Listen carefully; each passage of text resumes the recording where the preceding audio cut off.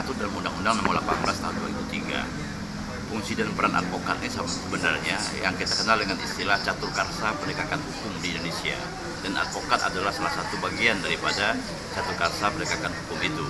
Di dalam undang-undang itu yang dikatakan catur karsa penegakan hukum itu yang terdiri dari polisi, kepolisian, kejaksaan, dan juga kehakiman dan juga advokat. Advokat itu merupakan salah satu dari 4 unsur penegakan hukum yang ada di Indonesia ini.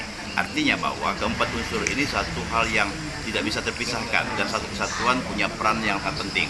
Oleh sebab itu kita berharap bahwa fungsi aparat ke depan ini harus terus untuk ditingkatkan, artinya sehingga hal-hal yang menyangkut masalah keadilan, unsur keadilan sebagainya, advokat selalu berada pada posisi yang terdepan untuk bisa meluruskan berbagai aturan-aturan dalam proses mulai dari penyidikan seterusnya sampai ke tingkat penuntutan.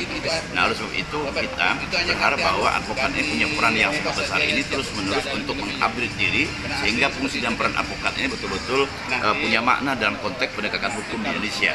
Kita tahu bahwa saat sekarang ini kita membutuhkan dan masyarakat kita sangat butuh sekali dengan persoalan keadilan. Nah, hanya saja mungkin sebagian orang berpikir advokat ini membela orang yang salah. Itu yang yang di luar masyarakat. Sebenarnya tidak demikian. Advokat bukan membela orang yang salah, bukan. Advokat ini hanya untuk mengawal jangan sampai mereka yang tersangka atau mereka yang terlibat di secara hukum ini justru nanti itu akan hak-hak mereka secara hukum terabaikan. Nah, jadi advokat ini sebagai penegak yang bisa untuk mengikuti mengawal apakah proses hukum itu berjalan dengan baik atau tidak. Nah, oleh sebab itu dikatakan advokat itu sebagai defend by argument. Jadi pertahanannya menggunakan argumen-argumen secara hukum gitu ya.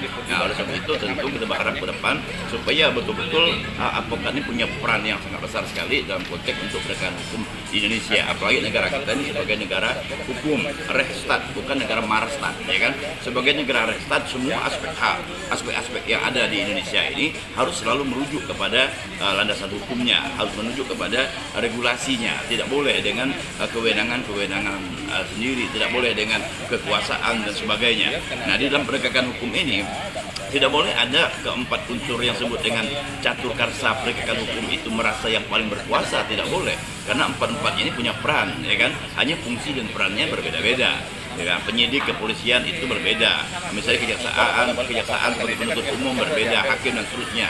Jadi artinya keempat ini mesti harus berjalan dengan baik, sama-sama berpikir bagaimana hukum ini bisa ditegakkan seadil-adilnya, bukan hanya keadilan hukum tapi juga keadilan masyarakat gitu ya. Jadi ada unsur-unsur aspek-aspek sosiologisnya, aspek-aspek yuridisnya ini menjadi perhatian dalam konteks penegakan hukum. Mereka selalu pada posisi yang tersalahkan. Nah, ini advokat yang akan mengawal itu. Pertanyaannya, apakah advokat itu selalu identik dengan duit gitu ya? Apakah identik dengan honor yang besar sehingga masyarakat sangat sulit untuk mendapatkan keadilan? Saya pikir tidak demikian sepenuhnya, sebab advokat juga punya hati nurani. Jadi tidak semata-mata berpikir masalah berapa P yang harus dibayar, tapi juga ada aspek-aspek kemanusiaan yang dikedepankan dalam rangka untuk memberikan keadilan yang seluas-luasnya kepada masyarakat yang merasa perlu untuk dikawal keadilannya. Penegakan hukum ini kan mesti bukan keadilan hukumnya yang kita harapkan, tapi juga adalah keadilan sosial. Keadilan sosial yang dimaksudkan ini adalah ada hal-hal yang sangat remeh-temeh, misalnya ada hal yang sederhana sekali, ya kan? Selama itu masih bisa diselesaikan secara kekeluargaan, diselesaikan secara non litigasi, ya kan, kita selesaikan. Jadi tidak semua persoalan itu harus diproses secara hukum. Nah, kita berharap juga penegak hukum dalam hal ini adalah penyidik, jangan setiap laporan apa saja itu lalu selalu berpijak kepada hukum-hukum positif. Selama itu masih bisa diselesaikan sejak kekeluargaan dan hal-hal yang sifatnya kasus-kasus remeh-temeh, saya pikir bisa diselesaikan di luar pengadilan. Nah, kita punya prinsip ADR, Alternative Dispute Resolution. Saya pikir kita ada restorasi justice kita dan sebagainya. Saya pikir kita konsep hukum kita cukup banyak sekali sehingga proses-proses hukum yang cepat, yang murah dan juga yang berkeadilan juga akan semakin terlaksanakan di Republik ini. Maka saat ini panitia lagi siap untuk melaksanakan itu, direncanakan pada Senin besok tepatnya tanggal 28 September kita akan mengajukan permohonan ke pengadilan tinggi untuk verifikasi dokumen-dokumen yang untuk disumpah nanti.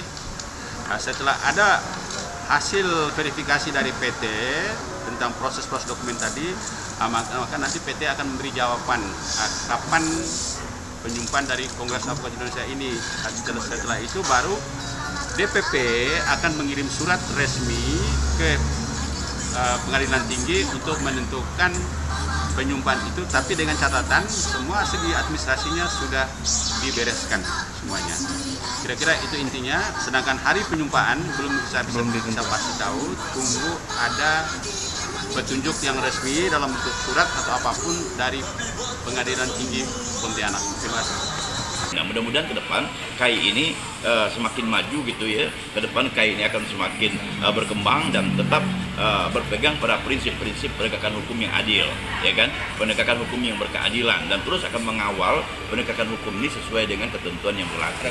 Sehingga betul-betul negara kita ini sebagai negara hukum tadi, sebagai negara Rechtsstaat tadi, betul-betul punya makna dan punya arti bagi masyarakat yang butuh perlakuan secara adil ya.